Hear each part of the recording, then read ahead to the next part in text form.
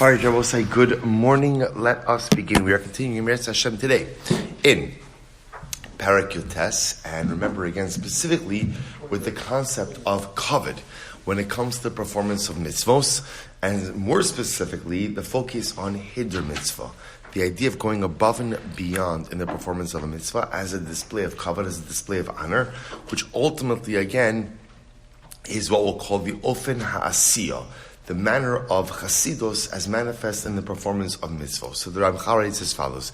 Remember again, yesterday he started on the topic of Shabbos, so he's continuing on this now as well. Al kein hayu chacham harishonim oskim ba'achonas haShabbos ish lefi darko. So we see that when it comes to Shabbos specifically, even the great men of the Gemara were careful to go ahead and actively themselves engage in the preparations of Shabbos. He gives examples of this. Rabbi Avo, Havi Yosef atachtaka deshina umenashiv nura. Rabbi Avo would sit on an ivory stool and he would fan the fire. Rav Safra machrich reisha. Rav Safra would singe the head of the animal to remove the hair, to be able to eat it on Shabbos. Rava malach shibuta.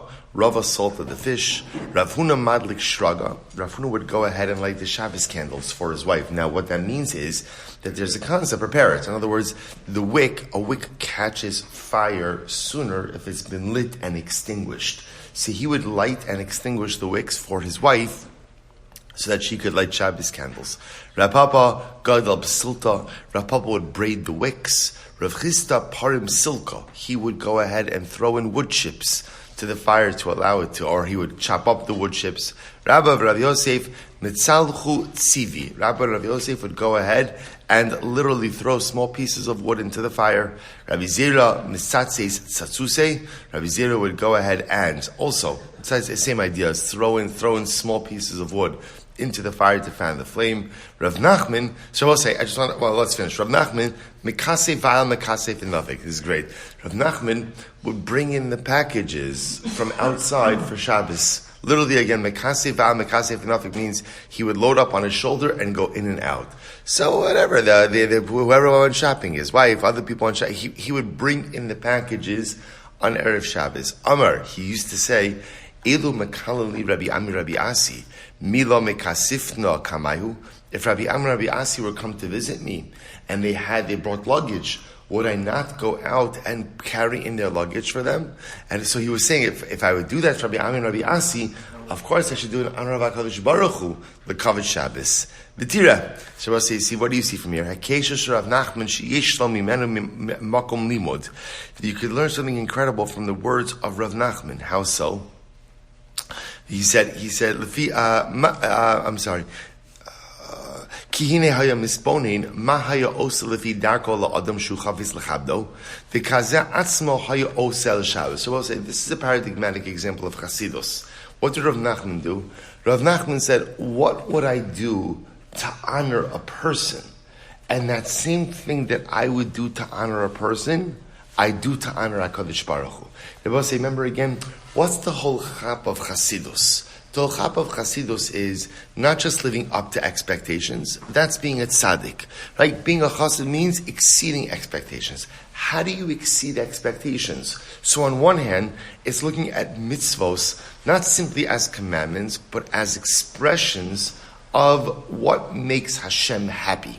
Mitzvos are things that Hashem says, this is good. Well, now that I know what Hashem likes, I can go above and beyond and do even more things that Hashem likes.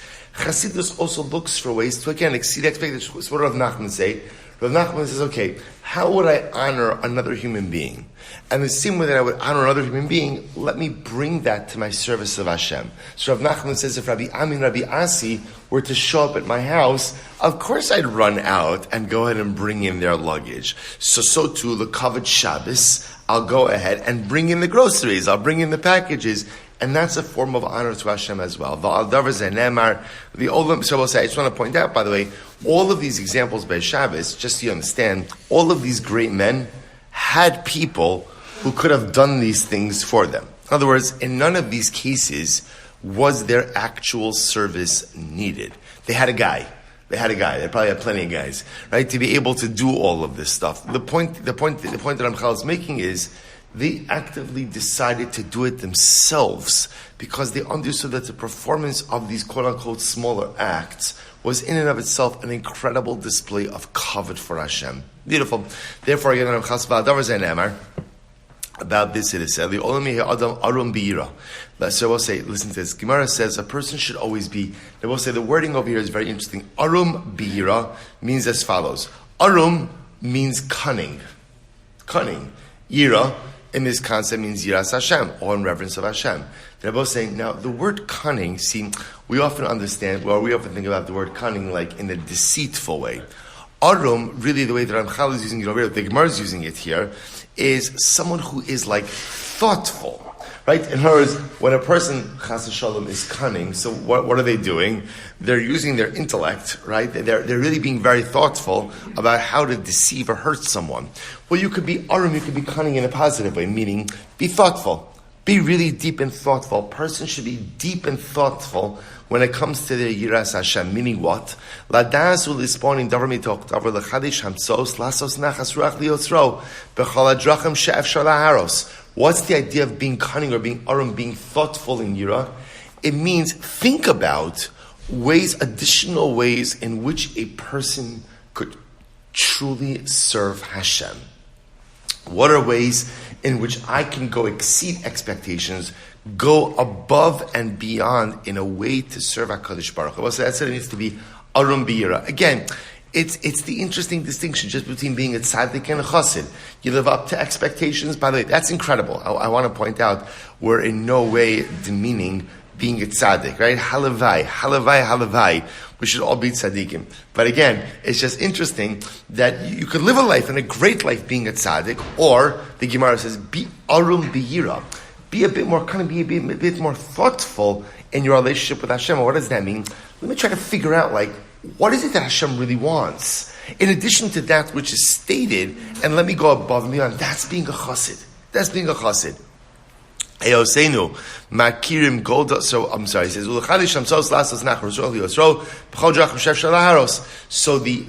chassid who is arum b'yira, who is cunning in his yiras Hashem, ultimately he tries to find additional ways in which he is able to give honor to his God.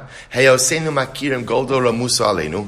we'll say, because I recognize the greatness of HaKadosh Baruch Hu, I want to go above and beyond in finding other ways in which to serve him. Asher al kain kol ma sheyisaches lo yenichbad aleinu kavod gadol. Ultimately, again, because the greater I could create, or the greater I could solidify my relationship with Hashem, the greater kavod ultimately there is. V'cheivan shehu yisparach b'tuva hagadol im kol shifloseinu ratza ba'anvaso lachlok lanu kavod v'limstar lanu divrei kidushaso. So we'll say, so you have to understand something. HaKadosh Baruch Hu, the fact that HaKadosh Baruch Hu has given us His Torah, and the fact that He has given us His system of spirituality, is an incredible, incredible thing. Because Hashem is Hashem, and we are mere mortal beings. But the fact that He is willing to go ahead and give that to us is an incredible, incredible thing. He says, therefore, again, if we will say, we often, it's important to kind of take a step back and think about that for just a moment. The Ribbon Shalom Melech Malchei Amlachim has chosen us.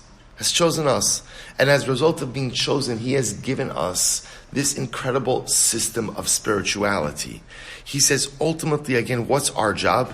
Lefachos b'chol kochenu lechabdim v'nara hayikar sher lahem etzleinu. So we'll say, at least if we have it, we have to go ahead and treat it with the proper respect and reverence, and give a display ultimately, again, the great yikar, the great honor that we feel in having this. So I'll say, this kind of like a different element that he's throwing in over here. So again, remember, the concept of being the chassid is the concept ultimately, again, of being arum b'yira, of going above and beyond in finding ways for me to strengthen and bolster my relationship with HaKadosh Baruch Hu. What drives that is a recognition that I feel so privileged that Hashem has given me Torah. He didn't have to give it to me. He's right. He didn't give it to 99% of humanity. So but He gave it to me. He gave it to me. So if He gave it to me, even though again I'm not sure I'm totally deserving of it, but He gave it to me, at least what I'm going to do is try to go above and beyond in the expression of my appreciation for this incredible and magnificent gift. Rabbi say it's such a different way of looking at our Yiddishkeit. Instead of just looking at it as a responsibility, but really viewing it and looking at it as an incredible gift. Well, if something is a gift, you're going to be effusive in your gratitude for that particular gift. That's Chassidus. That's Chassidus. Chassidus is being effusive in your gratitude for the gift of Yiddishkeit. It's incredible. Vesira, shezosia yira ha'amitis. So we'll say, and now that Ramchal points out, he says, this is real yira. Well, so when we speak about yiras shamayim, so what are we talking about? He says, shehi yiras haromimos shezacharnu. We already spoke about this before. Real yira, the real type of yira that we're talking about, is yiras haromimos, an awe and the reverence of HaKadosh Baruch Hu. Shebat talui hakavod hamiskarev el chibov ha'ava kimo she'echtov od. So we'll say this reverence, this awe and reverence, this ultimately, again, this is what engenders these feelings of kavod, these feelings of honor, that ultimately lead to a sense of love. He says, Ma she'ein kein yiras ha'onesh, she'ein ha'ikaris ve'ein malos hamidos ha'elo, nimshachas ha'mena. He will say, as opposed to yira, what type of yira? The yira of the fear of punishment. I will say, is fear of punishment an essential piece in our relationship with Hashem? Absolutely. Right? I would say every relationship has to have some element of fear of punishment or repercussion. Right? Again, it's true because that to a certain degree, that's what keeps you on the straight and narrow. Right? There's a certain fear, of punishment in a marriage. Right? A spouse knows that if they do something wrong, ultimately that could cause the unraveling of the relationship. With parents, there's a fear, especially when a child is young, of a punishment, of a repercussion. So that's important. So is there an element of actual fear of punishment in my relationship with Hashem? Sure. But that can't be the driver. Why, says Ramchal? Because if that's the driver, that type of fear never really leads to a sense of kavod, to a sense of feeling privileged that I have this relationship and a desire to exceed expectations, nor does it lead to love. And I will say this is so incredibly important because a lot of times when our Judaism, when our Yiddishkeit is stunted, it's stunted exactly because of this. Because we're much more rooted like in the fear framework than we are in what we call the kavod haromimos, the awe framework. The fear framework is effective for not getting you to stray, but it doesn't really blossom into anything else. As opposed to the awe framework, that type of yira, that leads to kavod, and ultimately, again, that leads to love. He goes on, and Ramchal says as follows, Shabbos. Let's get back to Shabbos for just a moment, because I will say Shabbos, the Ramchal is using Shabbos as a great example of kind of how to build out this sense of kavod, this sense of reverence for Hashem, which then leads to Ava, which represents this exceeding expectations. He goes on, he says, Rav Anan Lavash Gunda. I will say this is incredible. Rav Anan on Erev Shabbos would wear a gunda. I will say, what's a gunda?